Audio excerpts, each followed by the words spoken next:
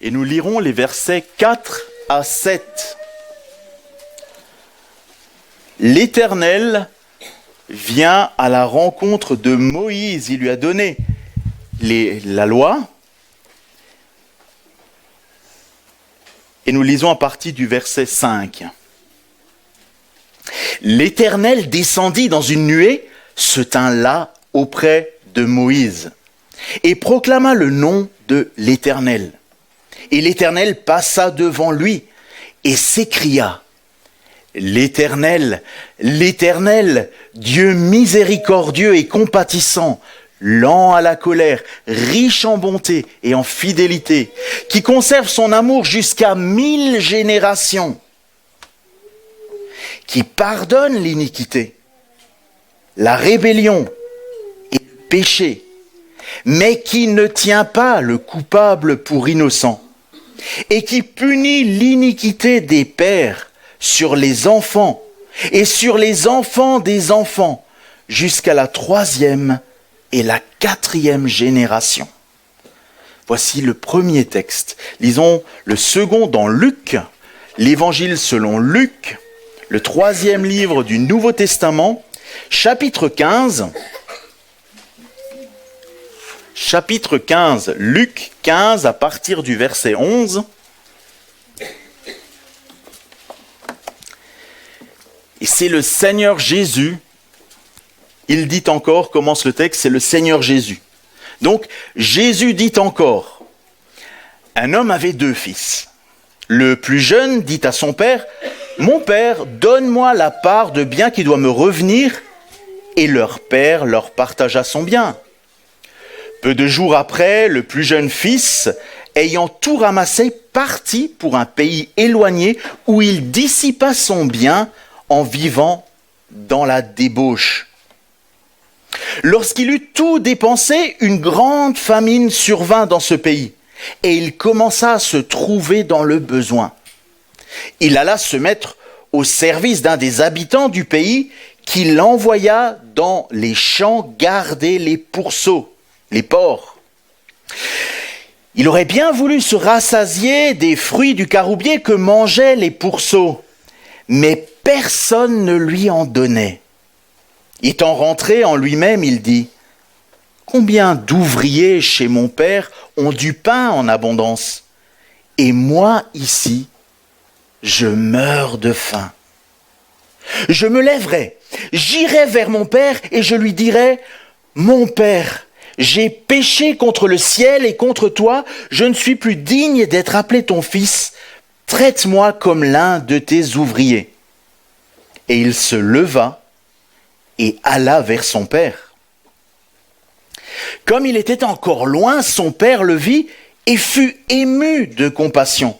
Il courut se jeter à son cou et l'embrassa. Le fils lui dit, « Mon père, j'ai péché contre le ciel et contre toi, je ne suis plus digne d'être appelé ton fils. » Mais le père dit à ses serviteurs, « Apportez la plus belle robe et revêtez-le. Mettez-lui un anneau au doigt et des souliers aux pieds. Amenez le veau gras et tuez-le. Mangeons et réjouissons-nous, car mon fils que voici était mort et il est revenu à la vie. Il était perdu et il est retrouvé. » Et ils commencèrent à se réjouir. Or, le fils aîné était dans les champs.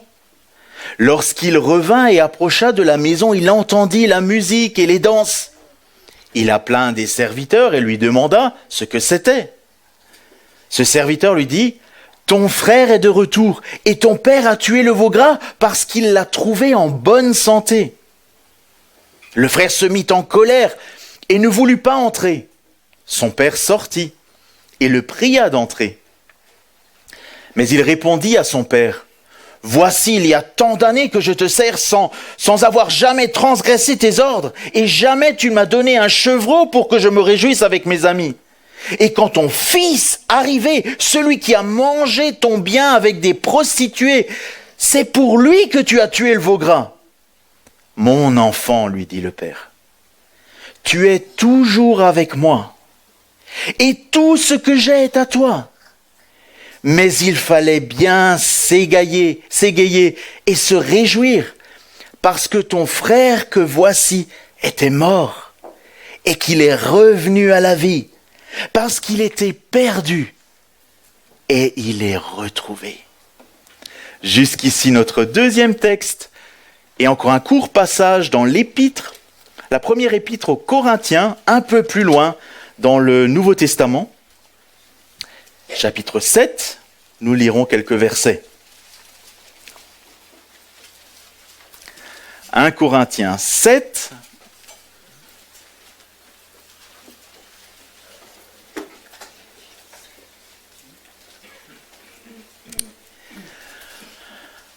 à partir du verset 20, 1 Corinthiens 7, verset 20, lisons. Que chacun demeure dans l'état où il était lorsqu'il a été appelé. As-tu été appelé étant esclave ? Ne t'en inquiète pas. Mais si tu peux devenir libre, profites-en plutôt. Car l'esclave qui a été appelé dans le Seigneur est un affranchi du Seigneur. De même, l'homme libre qui a été appelé est un esclave en Christ. Vous avez été rachetés à un grand prix. Ne devenez pas esclaves des hommes. Que chacun, frère, demeure devant Dieu dans l'état où il était lorsqu'il a été appelé. Jusqu'ici nos lectures et nous allons encore nous incliner dans la prière. Prions. Père Céleste, Seigneur notre Dieu, c'est un privilège de pouvoir te connaître, un privilège de pouvoir lire ta parole. Tu nous parles au travers de la Bible. Et Seigneur, nous avons toujours besoin de t'entendre. Nous avons toujours besoin de t'écouter. Donne-nous encore ce matin, Seigneur, la concentration pour t'écouter sérieusement. Au travers de la lecture de la parole que nous venons de lire et au travers de la prédication de ta parole. C'est pourquoi, Seigneur, nous te prions d'étendre ta bonne main sur chacun d'entre nous et d'ouvrir nos oreilles à l'écoute de ta parole. Nous te prions aussi pour notre pasteur qui va prêcher maintenant. Nous te prions de lui donner toute la liberté pour parler de ta part. Et nous te prions, Seigneur, de lui donner une double part de ta grâce. Nous voulons te prier aussi pour les enfants qui pourront aller à l'école du dimanche. Nous te prions qu'ils puissent aussi entendre ta parole et qu'ils puissent se réjouir des merveilles de la Bible. Nous te demandons, Seigneur, ces grâces dans le nom de Jésus. Amen. Donc maintenant,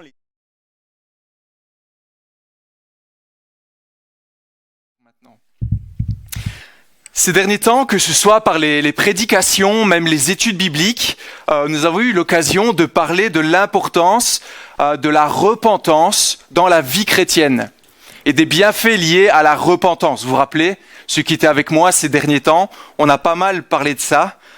Nous avions vu que pour avancer, approfondir, grandir, devenir un chrétien toujours plus mature, eh bien, il y a un principe essentiel et vital, celui de ne pas cacher son péché devant Dieu. Ne pas cacher son péché devant Dieu, mais reconnaître ce que nous sommes, toujours plus devant Dieu, laisser le Saint-Esprit agir dans nos cœurs et nous aider à réaliser la noirceur de nos cœurs pour que nous puissions courir à Jésus-Christ, vivre son pardon d'une manière toujours plus grande, toujours plus profonde. Parce que c'est quand nous reconnaissons ce que nous sommes et ce que nous avons fait que le Seigneur peut agir puissamment dans nos vies. Mais, à votre avis, ne manque-t-il pas une dimension importante à tout ce que nous sommes en train de dire là ? Une dimension importante. N'y a-t-il pas dans ce thème de la repentance du chrétien avec son Dieu un axe que nous négligeons souvent, qu'on met de côté, auquel on accorde moins d'importance ? Alors c'est hyper important de considérer avec le plus grand sérieux, la plus grande authenticité, notre relation verticale avec Dieu, n'est-ce pas ? Et c'est d'ailleurs ridicule de tenter de cacher nos péchés devant un Dieu qui connaît tout de nous. Et je vous ai mis d'ailleurs une photo là vous l'avez tous, même les plus jeunes, sur votre feuillet, qui montre un petit peu à quoi on ressemble quand on cache notre péché devant Dieu. Alors, c'est une image que je connais depuis longtemps, qui moi me parle beaucoup. C'est pas moi sur la photo. Où on voit un monsieur normalement en couleur, elle est encore mieux parce qu'on voit vraiment un homme en gilet jaune fluo qui essaye de se cacher derrière un poteau. Et en fait, quand on tente de cacher notre péché devant un Dieu qui connaît les profondeurs de notre cœur, voilà à quoi vous ressemblez. Désolé.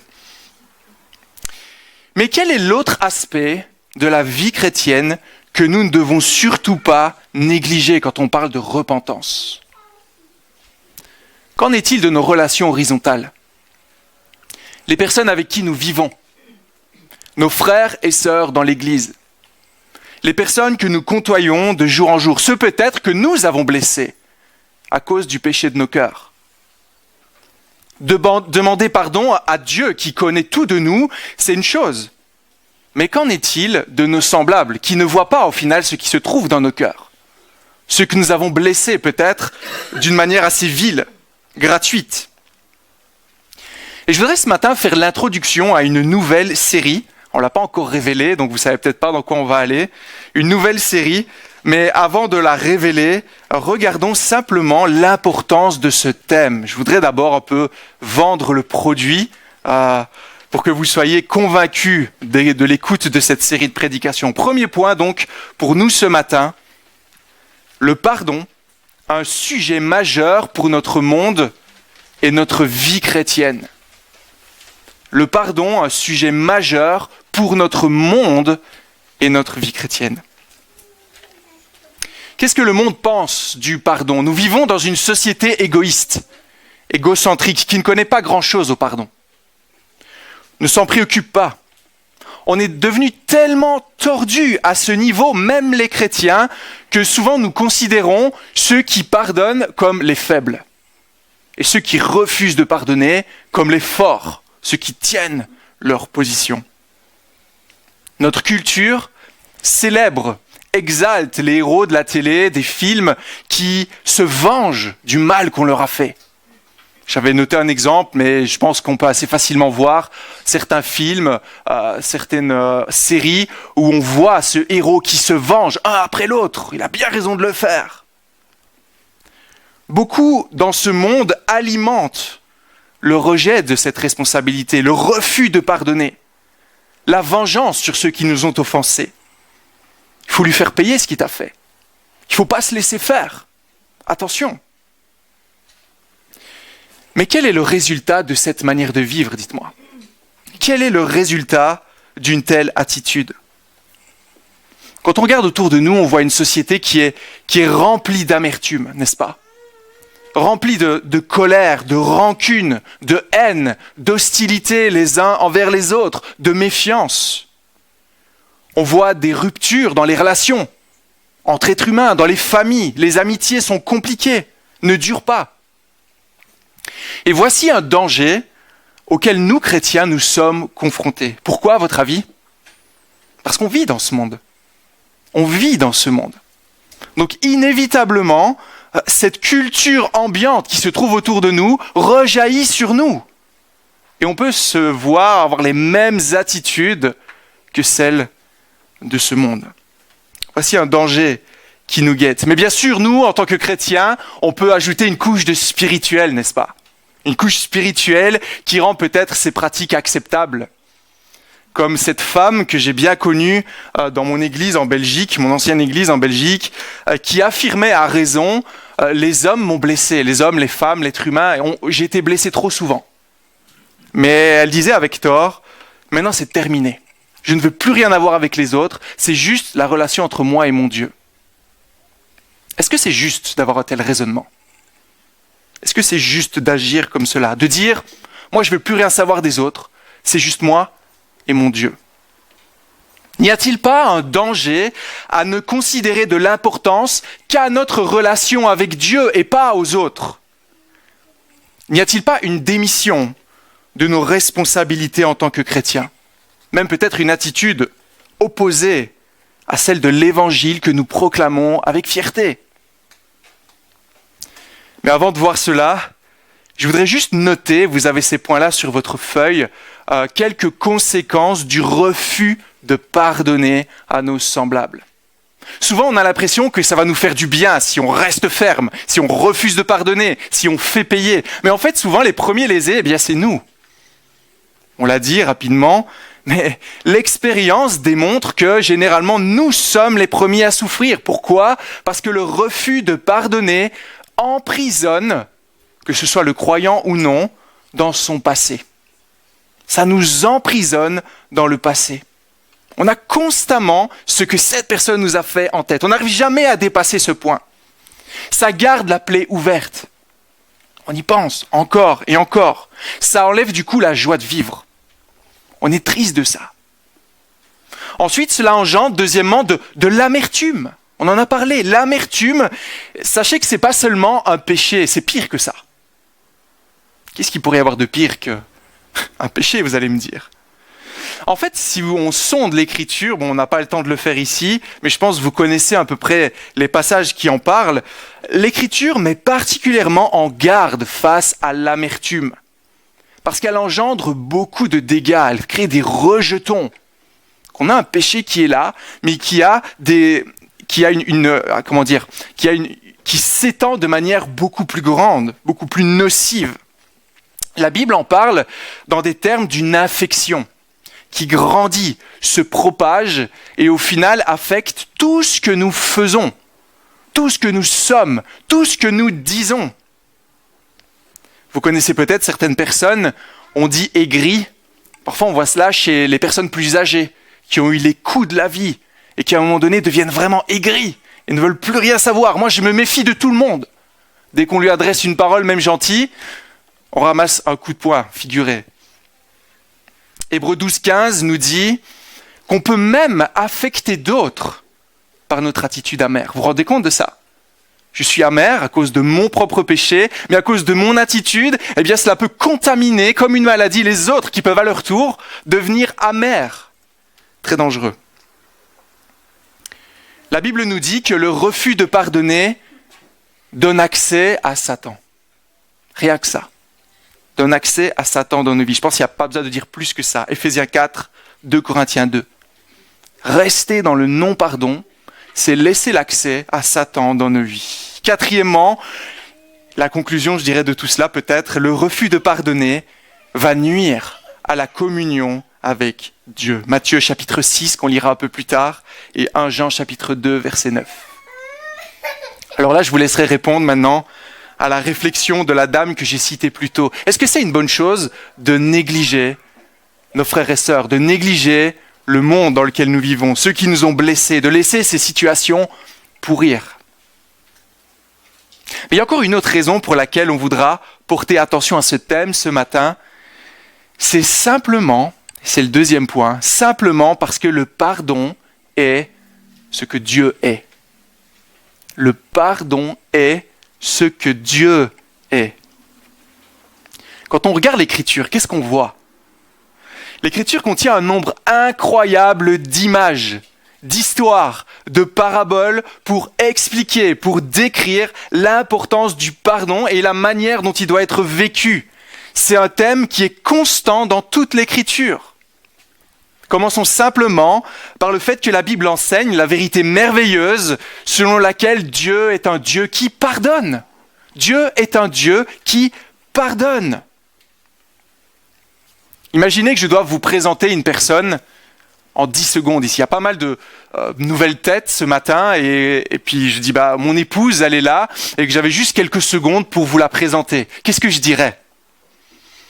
Alors je vous présenterai ma femme, je dirais voici mon épouse, elle s'appelle Émilie. Ouais, je relis mes notes quand même. Hein. Elle est mère de famille, elle a 3 enfants, elle est grande, elle a un grand sourire, elle est courageuse, elle s'occupe bien du foyer, elle est dévouée, stable, volontaire. Voilà comment je vous la décrirais en quelques secondes. Est-ce que c'est tout ce qui forme mon épouse ? Non, n'est-ce pas ? Mais vous avez une bonne première idée de ce qui forme l'essentiel de mon épouse, avec ses qualités majeures. Comme on pourrait dire à l'inverse d'une autre personne, tu le connais lui là ? Ah oui, je le connais, mais fais attention. fais attention, il est vraiment grossier. Et il est colérique. Attention, parce que si tu vas lui parler, tu vas voir, ça risque d'être difficile. 3 secondes, on présente une personne et on met ses qualités évidentes, majeures en avant. Que dit Dieu lorsqu'il se présente? Que dit Dieu lorsqu'il annonce qui il est? On l'a lu. Exode 34, verset 6. Regardez ça, écoutez ça, encore une fois. Le Seigneur, Yahweh, Yahweh, Dieu compatissant, clément, patient, grand par la fidélité, qui conserve sa fidélité jusqu'à 1000 générations, qui pardonne la faute, la transgression, le péché. Voilà quand on dit, Seigneur, comment es-tu? Voilà ce qu'on voit. Voyez-vous comment Dieu est décrit? Un Dieu qui pardonne. Un Dieu de grâce, on l'a vu dimanche passé. Dans toute l'Écriture, on retrouve cette idée comme principale, essentielle de qui Dieu est. Et peut-être d'une manière toute particulière dans la parabole du fils prodigue que vous connaissez et qu'on a lu juste avant la prédication. Qu'est-ce qui se passe dans cette histoire du fils prodigue? En Luc 15. On a le fils d'un homme riche.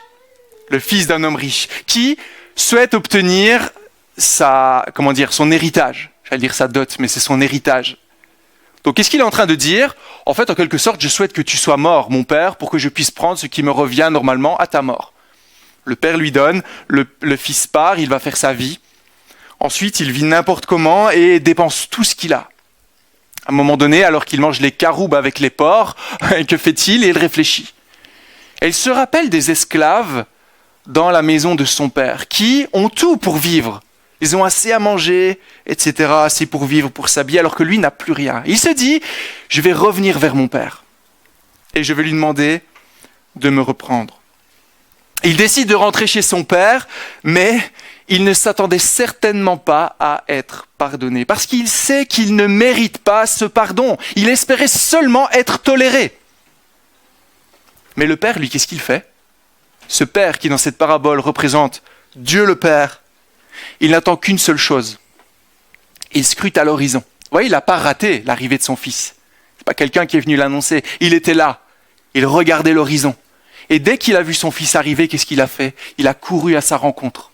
Il l'a embrassé, il lui a mis un anneau d'or, il lui a remplacé ses vêtements, il lui a mis des chaussures, il a tué le veau gras, il a fait la fête. Il lui a pardonné et lui a donné même au-delà de ce qu'il mérite. Qu'est-ce qu'on aime cette parabole, n'est-ce pas? Est-ce que vous aimez cette parabole? Pourquoi est-ce qu'on aime cette parabole? Pourquoi est-ce qu'on l'aime? Vous voulez que je vous dise pourquoi? Parce que nous savons que nous sommes au mieux comme ce fils prodigue. Et que Dieu est au pire comme ce père qui pardonne. Voilà pourquoi on l'aime. Parce que entendre que Dieu pardonne ce que nous sommes et que nous ne méritons rien, que nous avons eu la même attitude et que ce Père nous ouvre les bras, c'est juste incroyable. Voyez-vous comment Dieu pardonne? Il le fait avec empressement, totalement, généreusement. Il ne manque rien à son pardon. Et en fait, le constat de ce texte et de tous les textes qui en parlent nous amène à cette conclusion. Dieu n'est jamais autant lui-même que quand il pardonne. Vous comprenez ça? Dieu n'est jamais autant lui-même que quand il pardonne, peut aimer et avoir une relation avec sa créature.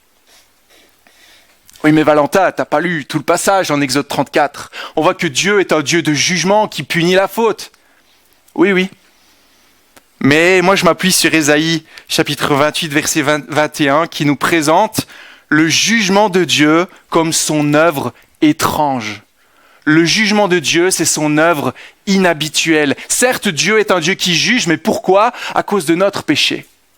C'est pas que ça plaise à Dieu d'agir comme cela. Non, il veut nous aimer, il veut nous bénir, il veut nous ouvrir les bras. Mais parce qu'il est un Dieu de justice, il doit punir. Mais ce n'est pas ce qu'il veut, mais c'est ce qu'il fait. Où est-ce que je veux en venir avec tout cela? Qu'est-ce que je veux vous dire ce matin? Vous voulez que je vous annonce une nouvelle ce matin pour nous tous? Eh bien, cette attitude extraordinaire de pardon, de miséricorde qui nous fait tant de bien, eh bien, Dieu nous demande également, nous-mêmes, de l'avoir avec les autres.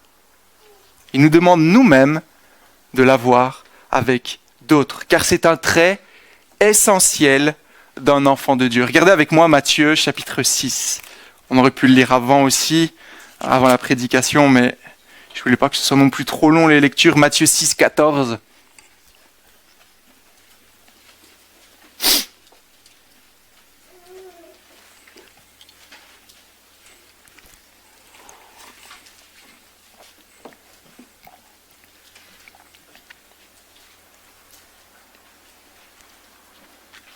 Matthieu, donc le premier livre du Nouveau Testament, au chapitre 6. Sinon, écoutez simplement, c'est juste 2 versets.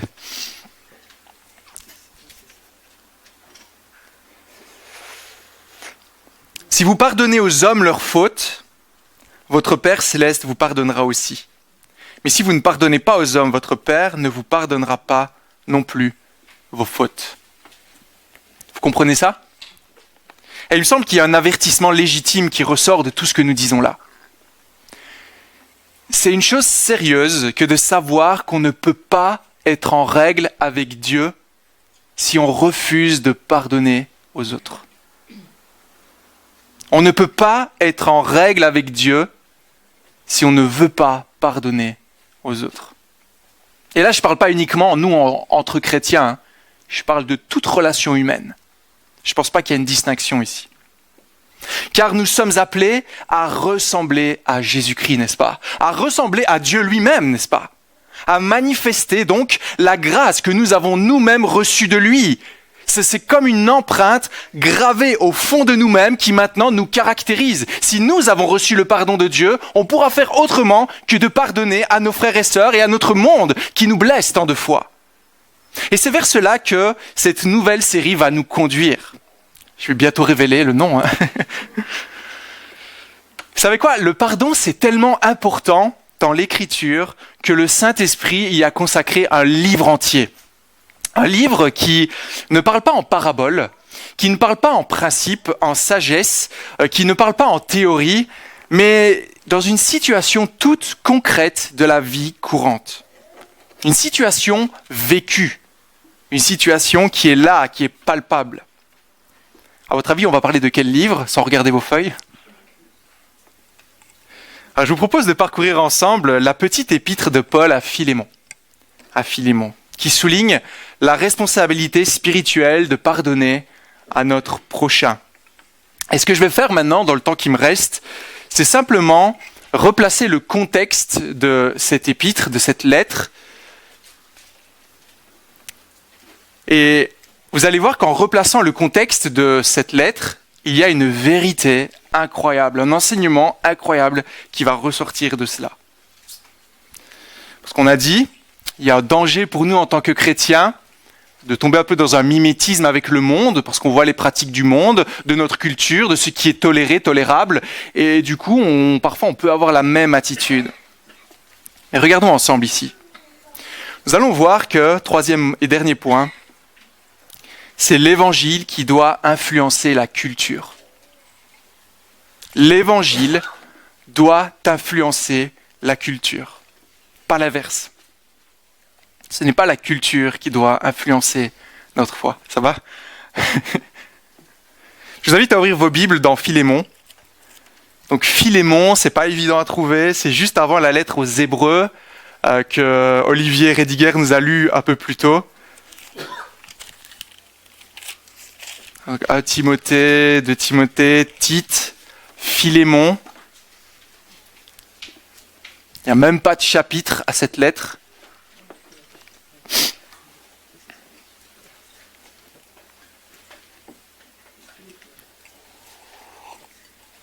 On va juste lire les 3 premiers versets.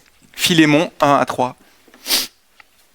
De la part de Paul, prisonnier de Jésus-Christ, et de la part du frère Timothée, à Philémon, notre bien-aimé collaborateur, à notre bien-aimé Appia et Archippe, notre compagnon de combat, et à l'Église qui se réunit dans ta maison. Que la grâce et la paix vous soient données de la part de Dieu notre Père et du Seigneur Jésus-Christ. Qu'est-ce qu'on voit déjà dans cette lettre quand on lit ces 3 premiers versets? Simplement qu'il s'agit d'une lettre personnelle. Une lettre personnelle, c'est important de voir ça. De la part de Paul à Philémon. Là, il écrit une lettre comme vous pourriez écrire une lettre à un ami. Une lettre à la fois personnelle où Paul veut parler particulièrement à Philémon, mais aussi une lettre qui est adressée à l'Église. Parce qu'il le signe, il cite plusieurs personnes, et à l'Église qui se réunit dans ta maison. Donc il y a une vérité ici que Paul veut enseigner à Philémon, son ami, mais aussi à toute l'Église. Donc du coup, il y a du sens à prêcher une série dans Philémon ce matin. Cette lettre a été écrite à quelle époque? Eh bien, on voit que Paul est prisonnier à ce moment-là, et il s'agit probablement de la fin du livre des Actes lorsque Paul arrive à Rome, prisonnier à Rome, où il prend le temps, en semi-liberté au premier abord, après la situation a peut-être changé, où il écrit des lettres à différentes églises et aussi à certains de ses amis. Alors, quand on se situe à partir de cette époque, qu'est-ce qu'avait de particulier tout l'Empire romain lorsqu'il écrit? Eh bien, c'est que l'esclavagisme, eh bien, c'était tout à fait normal. C'était tout à fait normal. Et pourquoi je mentionne ça? Parce que ça forme tout l'arrière-plan de cette lettre. On a un esclave et un maître. Vous connaissez, je pense, un peu la lettre à Philémon. Et pour bien apprécier tout ce qui sera développé les prochaines semaines, nous devons comprendre un petit peu en quoi consistait l'esclavage dans l'Empire romain. Donc déjà, quand on regarde l'époque précise à laquelle Paul écrit, en fait, on ne doit pas être choqué par l'esclavage. On ne doit pas être choqué. Car même si ça nous pose problème à notre époque, des problèmes éthiques évidents, si c'est déshumanisant, si on se dit mais c'est une pratique perverse qui n'est pas tolérable, dans l'Antiquité, c'est tout à fait normal. Ça va de soi. Dans la culture ambiante, c'était culturel. Vous pouviez devenir esclave, comme vous pouviez avoir un esclave si vous aviez suffisamment de moyens. Il n'y avait aucun problème. C'est un peu comme de choisir d'avoir une voiture ou pas, ou 2 ou 3 ou 4 voitures. Personne ne va vous regarder de travers. Vous avez le droit ou pas. C'est normal, ça fait partie de la culture. Sachez qu'à l'époque, près d'un tiers de la population est esclave. Travaille pour un maître comme sa propriété personnelle, devant accomplir tout dans les moindres désirs de ce maître. Mais contrairement à ce qu'on pourrait penser, être esclave à cette époque, c'était pas une position aussi mauvaise que cela. Alors là, de nouveau, je suis dans cette époque précise, d'accord? Vous venez un siècle avant, c'était la catastrophe. Après, jusqu'à aujourd'hui, catastrophe. Mais à ce moment-là, précisément, c'était pas une situation aussi terrible que cela. Pourquoi? Eh bien parce que ceux qui, généralement, achetaient des esclaves étaient des personnes riches. Du coup, ils avaient les moyens. Du coup, être esclave d'une personne riche, qu'est-ce que ça voulait dire? Ça rimait avec sécurité. C'était des personnes qui pouvaient avoir à manger chaque jour, être vêtues, avoir aucun problème. On pense peut-être des échos avec la parabole qu'on a lue un peu plus tôt. Alors que certains hommes libres n'avaient même pas cela. Certains hommes libres étaient pauvres et n'avaient peut-être même pas de quoi se nourrir, se vêtir. Les esclaves, à cette époque particulière, avaient même des droits. On ne pouvait plus les accuser de n'importe quoi. Ils avaient droit à être jugés selon la loi romaine, avoir un avocat et bien d'autres. Ils avaient la possibilité même d'exercer des métiers nobles à l'époque. Il pouvait y avoir des médecins, des enseignants, des musiciens et bien d'autres. Mais il y avait une situation qui était intolérable à cette époque. Une situation qu'on retrouve dans ce texte et qui amène la raison de cette lettre. Une seule situation qu'un esclave ne devait surtout pas faire. Un acte qu'il ne devait pas commettre. C'est lequel à votre avis? Fuir loin de son maître. Fuir loin de son maître. Un esclave qui abandonne la maison de son maître. Qu'est-ce qui se passe pour une personne qui fait cela? Pour celui qui volontairement quitte son maître, il sera considéré comme un criminel. Un criminel qui ne mérite et n'aura aucun droit au pardon. Et d'ailleurs, à cette époque, certains étaient même mandatés pour aller rechercher les esclaves en fuite et avaient le droit soit de les mettre à mort, de les battre, ou de les ramener à leur maître, et le maître pouvait en faire juste ce qu'il voulait. Pour la plupart, lorsqu'ils partaient de la maison, on mettait le signe F sur leur front. Alors je ne sais pas si c'est avec fer chauffé à blanc ou autre. F qui signifie fugitivus. Ça dit ce que ça veut dire, hein. Je pense que je n'ai pas besoin de traduire. Hein. Fugitif, il est parti. Pourquoi est-ce qu'il faisait cela? Afin que tous voient ce qu'a fait cet esclave. Qu'il n'ait plus aucune notoriété, ou plus aucune confiance, plus aucune loi ne pouvait le protéger. Il était mal vu dans la société, il n'avait plus aucune valeur, on ne pouvait même plus le vendre, parce qu'on savait que c'était un malhonnête, un criminel. Savez-vous pourquoi on traitait aussi durement les esclaves qui partaient loin de la maison de leur maître? Eh bien là, je fais référence à l'histoire, un siècle plus tôt, parce qu'il y a eu un esclave, Spartacus, peut-être certains connaissent ces noms-là, qui a créé un soulèvement un siècle plus tôt à Rome, avec plusieurs esclaves qui ont fui la maison de leur maître, et qui ont ensuite créé un renversement à Rome qui était terrible. Et depuis, Rome, en ayant remis la situation sur les rails, a vraiment, alors d'un côté, serré la vis pour empêcher que ça se reproduise, mais aussi donné quelques permissions pour donner aux esclaves une vie un peu plus normale, je ne sais pas comment dire, un peu plus paisible. Donc ça, c'est le contexte historique et culturel de notre lettre. Et on retrouve ici Philémon, un homme riche. Comment est-ce qu'on voit qu'il est riche? Verset 2. Un homme ici qui, à notre bien-aimé Appia, Archippe, notre compagnon de combat, et à l'église qui se réunit dans ta maison. Donc il est riche, pourquoi? Parce qu'il possède une grande maison, capable d'accueillir une église. Donc à l'époque, il n'y avait pas des bâtiments comme cela, les gens se rassemblaient dans les maisons, et parfois il y avait beaucoup de monde qui pouvait être là. Donc forcément, c'était les plus riches d'entre eux, ceux qui avaient de quoi les accueillir. Philémon, ça semble être son cas. Deuxièmement, Philémon semblait avoir au moins un esclave, synonyme de richesse donc. Et voyez-vous comment Paul dépeint le portrait de Philémon? Verset 1er, on voit ici, et on le verra plus en détail les prochaines fois, un homme engagé, un homme qui aime le Seigneur. Verset 1, tu es mon collaborateur bien-aimé, mon collaborateur bien-aimé. Verset 2, il reçoit une église, il ouvre sa maison, il fait preuve d'hospitalité, il aime les gens. Paul est dans la joie lorsqu'il pense à lui, on voit ça au verset 4. Je rends toujours grâce à mon Dieu, faisant mention de toi dans mes prières. À chaque fois qu'il pense à lui, Paul est dans la joie. Il ne se dit pas avec peine, oh là là, j'espère qu'il va comprendre. Non, il est irréprochable, il est bon, bienveillant. Mais cet homme, il a un problème. Lequel? Son esclave, Onésime, s'est enfui.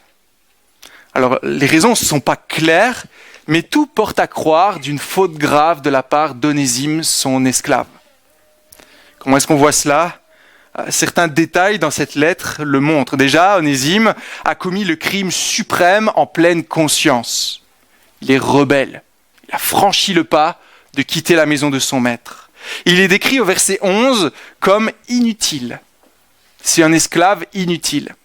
Qu'est-ce qu'on fait avec un esclave inutile? Pas grand-chose. C'est d'ailleurs l'inverse de ce que son nom signifie. Onésime, utile, mais là Onésime est inutile. Il semble avoir volé Philémon. On voit cela à la fin, sous-entendu de Paul au verset 18. S'il te doit quelque chose, eh bien prends-le, je te le rendrai moi-même. C'est probablement la raison de sa fuite. Il a volé probablement son maître. Et où est-ce qu'il se trouve Onésime aujourd'hui, plus ou moins au moment de la lettre? Eh bien, verset 10, on voit qu'il se retrouve en prison. En prison, pourquoi? Les raisons ne sont pas données. Peut-être d'autres méfaits, peut-être qu'on l'a attrapé comme un fugitif. On ne le dit pas. Mais ce qu'on sait, c'est que Dieu, dans sa souveraineté, lui a permis de rencontrer une personne de valeur. Qui ça? L'apôtre Paul. L'apôtre Paul. Et qu'est-ce qu'il a fait l'apôtre Paul lorsqu'il a rencontré Onésime? Il n'a pas parlé longtemps de la pluie et du beau temps. Il a tout de suite annoncé l'évangile à cet homme et ça a eu pour cause la nouvelle naissance d'Onésime. Incroyable. Naissance authentique, serviteur de Dieu et aussi il sert Paul d'une belle manière. Il est utile à Paul à tel point qu'il aurait voulu le garder avec lui. Mais pourtant, après avoir probablement expliqué à Paul les raisons de cette rencontre, qu'il s'est échappé de chez son maître, eh bien, Paul, au verset 12, l'exhorte à retourner auprès de son maître. Pourquoi ? Parce qu'il est chrétien aujourd'hui. Et il doit régler la situation. Il est enfant de Dieu et le pardon est important. Mais vous vous rappelez ce qu'on a dit de tels esclaves ? Ici, il y a un grand risque, n'est-ce pas, dans ce que Paul demande à Onésime. Un grand risque. Et vous voyez ici à quel point Onésime place l'obéissance à Dieu en haute estime. Onésime, pour plaire à Dieu, va implorer la grâce de Philémon. N'aurait-il pas simplement pu dire à Dieu « Pardonne-moi parce que j'ai volé mon maître ?» On passe au chapitre suivant. Après tout, quand on est en Christ, on est une nouvelle créature. Tout est lavé, tout est neuf, n'est-ce pas ? Non. Pourquoi ? Parce que pour un chrétien né de nouveau, la relation horizontale est aussi importante que la relation verticale. Il demande pardon à son Dieu, mais il veut résoudre le problème avec cet homme qui l'a volé. Et ça va amener Philémon à réagir de deux manières, parce que Onésime va partir avec une lettre de la part de Paul, et selon la culture ambiante, Philémon aurait pu réagir de deux manières, soit selon sa culture en le punissant, soit en faisant preuve de grâce envers lui. Alors, on ne sait pas exactement comment cette histoire se termine, mais quand on voit l'assurance avec laquelle Paul écrit, on est persuadé que Philémon a probablement pardonné Onésime. Et on reviendra sur tout cela plus en détail la prochaine fois. Mais il y a une dimension ici que je voudrais encore souligner. Et ça, je dirais que c'est l'idée principale de ce matin. S'il y a une idée que vous devez retenir ce matin, c'est celle-ci. Avez-vous remarqué ce qui se passe quand deux hommes transformés par le Seigneur lui obéissent sans compromis ? Qu'est-ce qui se passe quand Onésime décide d'obéir au Seigneur et de retourner vers son maître ? Que se passe-t-il quand Philémon décide d'obéir à son Dieu et de pardonner à Onésime ? Qu'est-ce qui se passe ? La culture est transformée. La culture est transformée. On a parlé de l'esclavage, soi-disant normal à cette époque, n'est-ce pas ? C'est tout à fait normal. Et même si on a dit qu'il y avait certains avantages à être esclave, et comme on peut l'imaginer, et je vous rassure quand même, il y a de nombreux désavantages à être esclave. À cette époque, l'esclave n'est pas un être humain. Il n'est pas un être humain. Il ne s'appartient pas.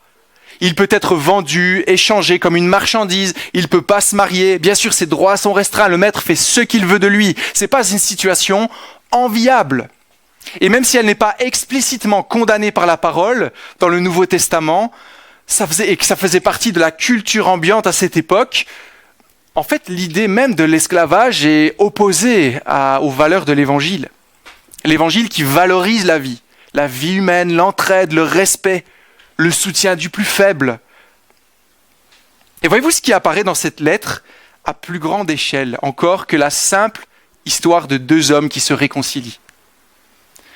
Ce que nous voyons dans cette lettre, c'est que le christianisme vécu introduit une semence de destruction de l'esclavage ici. Certes, si Philémon lui pardonne, il doit oublier le mal qui lui a été fait. Il doit lui pardonner sincèrement. On lui a fait du mal, ça il doit passer par-dessus. On ne parle même pas du délit de fuite d'Onésime et ce qu'il mériterait à cause de cela. Mais voyez jusqu'où mène l'évangile. Regardez avec moi le verset 15 et 16. Paul lui parle. Il dit peut-être, en effet, a-t-il été séparé de toi pour un temps, afin que tu le retrouves pour toujours, non plus comme un esclave, mais ce qui est mieux qu'un esclave, comme un frère bien-aimé. Comme un frère bien-aimé. Est-ce que vous comprenez l'enjeu de ce que nous sommes en train de dire à cet instant ? L'enjeu de ce que Paul demande à Philémon dans cette lettre. Chers amis, aucun maître saint d'esprit à cette époque n'aurait agi comme Philémon l'a fait. Aucun. C'est inadmissible. Personne ne fait cela. C'est pire que tout. Pardonner comme cela un esclave qui a fait tant de mal. Mais non, il faut faire un exemple ici. On ne peut pas faire ça. Il était probablement le premier à son époque à agir de la sorte. Et imaginez juste comment tous ses contemporains pouvaient le regarder. On ne le voit pas ici, mais on peut imaginer. Mais qu'est-ce que tu fais? Il y a un problème là où tu n'es plus d'accord avec ce qu'on fait. Mais imagines-tu les conséquences si tu agis comme cela? Mais pourtant, ici, Paul lui demande simplement d'obéir à l'évangile, et en obéissant à l'évangile, il doit non pas seulement pardonner à Onésime, mais le considérer comme son frère, comme son égal. Toutes les barrières pour rendre l'esclavage possible est détruite par la simple mise en pratique des vérités bibliques. Et notez encore cela, dans la manière dont Paul parle, il n'y a pas d'accusation. On a une lettre chaleureuse ici. Il n'y a pas d'accusation. Comme il l'a fait par exemple à la manière des Corinthiens. Paul sait le faire. Il peut le faire. Mais ici, il n'y a pas une manifestation pour la liberté. Il ne dit pas à Philémon, tu dois la franchir, je te demande de la franchir. Non. Il lui demande une simple obéissance à l'évangile. Une simple mise en pratique de l'évangile. Voyez-vous ce qui se passe quand on décide d'obéir à la parole de Dieu? On retrouve une culture transformée. Les valeurs de ce monde bouleversées. Et le royaume de Dieu avancé. Parfois on réfléchit comme ça. Qu'est-ce qu'on peut faire pour réveiller notre monde? Qu'est-ce qu'on peut faire? Tous ces gens se perdent à l'extérieur. Comment voulez-vous marquer ce monde en annonçant Christ, chrétiennement parlant? Comment avoir un témoignage percutant de Jésus? Qu'est-ce qu'on fait? Parfois on fait des grands événements, des grands efforts. On est un peu en mode conquérant. On prend les bannières et autres. On remplit les stades pour l'évangélisation. Alors il n'y a rien de mal avec ça, je ne suis pas du tout en train de condamner ça, c'est très bien si on le fait. Mais notez ce matin que ce n'est pas forcément la norme d'amener le royaume de Dieu dans ce monde. En tout cas, ce n'est pas le modèle par défaut. Rappelez-vous ce qu'a dit Jésus du royaume des cieux. Qu'est-ce qu'il a dit? Il est semblable à quoi? Une graine de moutarde, toute petite. On la plante, c'est toute petite graine qu'on ne voit presque pas, la plus petite de toutes. Et ça devient un arbre immense. Que fait Philémon? En choisissant simplement d'obéir à son Seigneur, plutôt que de suivre ses préférences ou celles de sa culture ambiante, il est en train d'amener les valeurs du royaume des cieux dans un monde qu'on a qualifié d'éthiquement incorrect, déshumanisant et pervers au début. Est-ce que vous connaissez un monde comme ça? Un monde déshumanisant, un monde pervers, un monde éthiquement incorrect. Est-ce que vous vivez dans un monde comme ça? Qu'est-ce qu'on fait alors? Qu'est-ce qu'on pourrait faire? Un grand concert chrétien. Ça va changer les choses. Un festival évangélique. Une campagne d'évangélisation massive. Je le redis, j'ai rien contre ça. Si on voulait le faire, on peut le faire. Mais ce que je veux vous montrer ici, c'est que ce n'est pas forcément ce qui est le plus pertinent et le plus percutant dans notre culture. Vous voyez ce qui se passe? C'est vraiment le message que je veux communiquer ce matin. Être fidèle à Dieu, vivre l'évangile concrètement dans nos vies, dans la simplicité de nos vies, ça change les choses. Ça change les choses. Rappelez-vous, en tant que chrétiens, nous ne sommes pas de ce monde. Et donc, inévitablement, en vivant l'évangile, on est dans les ténèbres, on allume même une petite lumière, qu'est-ce qui se passe? Tout le monde la voit. En vivant l'évangile, cela doit bouleverser, ça doit choquer, ça doit interpeller notre culture. Il y a plus de 10, 15 ans, ça commence à faire long là, 15 ans je pense, ça ne rajeunit pas, j'avais fait ce qu'on appelait un camp choral dans l'église où j'étais à Liège. Donc c'était simplement une chorale qui avait pour but d'évangéliser. On invitait après les gens et alors on avait répété pendant un certain nombre de temps une cantate et après on se produisait en quelque sorte.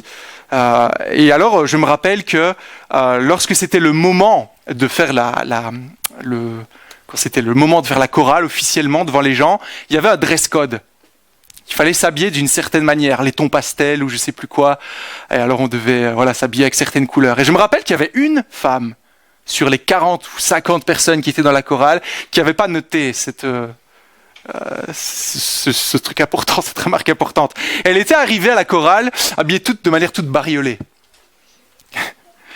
Et là, vous savez ce qui s'est passé ? On l'a fait chanter avec nous, mais ça a été filmé. Et vous savez ce qui était étrange ? C'est que quand on regardait la vidéo, tous les regards étaient uniquement attirés vers cette femme.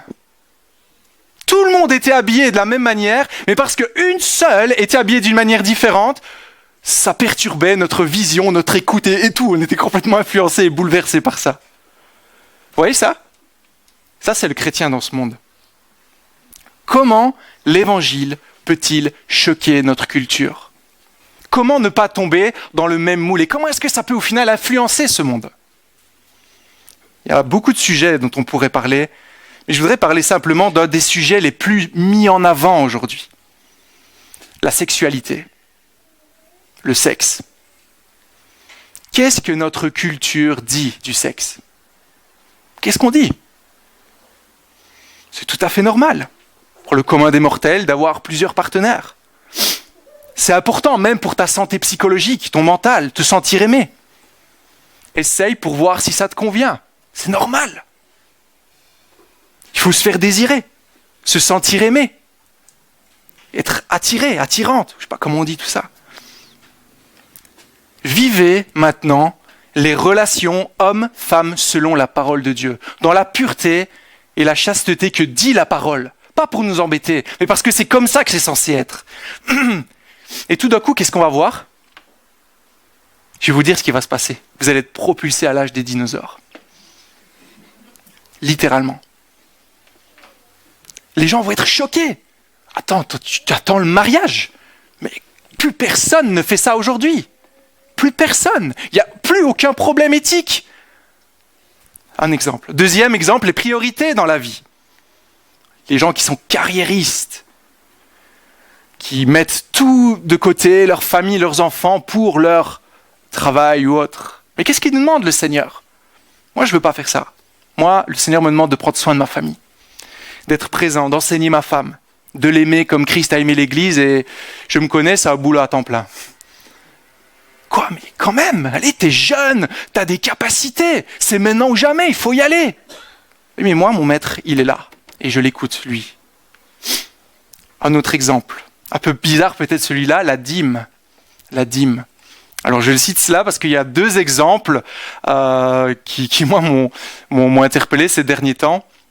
Alors, vous savez qu'avec les Selvaraja, il y a pas mal de choses avec la banque pour la maison, etc. Et une des choses qu'on a discuté, c'était le principe de la dîme. Et j'ai des amis aussi qui sont venus à la maison dernièrement et qui sont aussi en train d'acheter une maison. Et en fait, on met dans quelle catégorie la dîme ?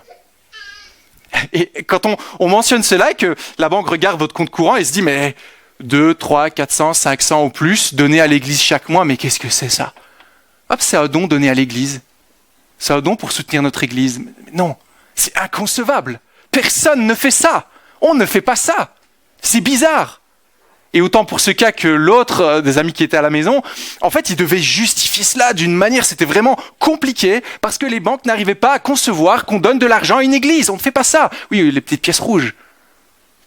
Ça choque de vivre l'obéissance à la parole. L'éducation des enfants. Que dit la Bible ? Comparez-le avec le monde. Lors d'un repas avec des non-chrétiens, qu'est-ce qui s'y passe ? Mauvaise blague, propos équivoques, plan malhonnête. Moi, je ne fais pas ça. Moi, je ne veux pas travailler au noir. Tu gardes tes combines pour toi. Moi, je ne veux pas parler en mal de ce collègue. Mais pourquoi ? Enfin, tout le monde le fait. Non, parce que moi, j'aime mon Dieu. J'aime mon Seigneur. Quoi ? Qu'est-ce que c'est que ça ? Vous allez choquer. En regardant à Jésus, inévitablement, on retrouve ici les plus grandes démotivations, n'est-ce pas ? De renoncement à soi-même, de vivre les valeurs du royaume des cieux. Mon couple qui va mal. Que dit le monde ? Ah, tu peux divorcer, tu es encore assez jeune. Tu retrouveras quelqu'un d'autre. Vous avez fait un bout de chemin ensemble. Que dit la Bible ? Je veux choisir d'aimer ma femme comme Christ a aimé l'Église. Et même si elle n'est pas aimable, moi je vais l'aimer. Et voyez, en agissant comme cela, on deviendra porteur de lumière, celle de la terre. Peut-être celle qui va un petit peu, chez certains, être surprenant. Mais inévitablement, on amènera un royaume complètement opposé aux valeurs de ce monde. Un royaume qui nous dit que les premiers sont les derniers. Les humbles sont élevés. Ceux qui s'abaissent sont élevés. Le riche devient pauvre, le pauvre devient riche. Ceux qui cherchent à gagner leur vie perdent leur vie éternelle. Mais ceux qui perdent leur vie gagnent leur vie éternelle. Vous voyez, tout est inversé. La question pour nous ce matin est donc, est-ce que l'évangile, est-ce que le Seigneur mort à la croix pour vos péchés, pour vous réconcilier avec lui-même, est-ce que ce Dieu qui est venu sur terre pour porter chacun de vos péchés individuels, de nos péchés, afin que vous fassiez partie de son peuple, et qui est maintenant celui qui dirige votre vie, est-ce que lui, il façonne votre manière de vivre, votre culture, ou est-ce que c'est l'inverse ? Est-ce que c'est la culture qui nous aide à lire, à mettre les lunettes de la culture pour interpréter la Bible ?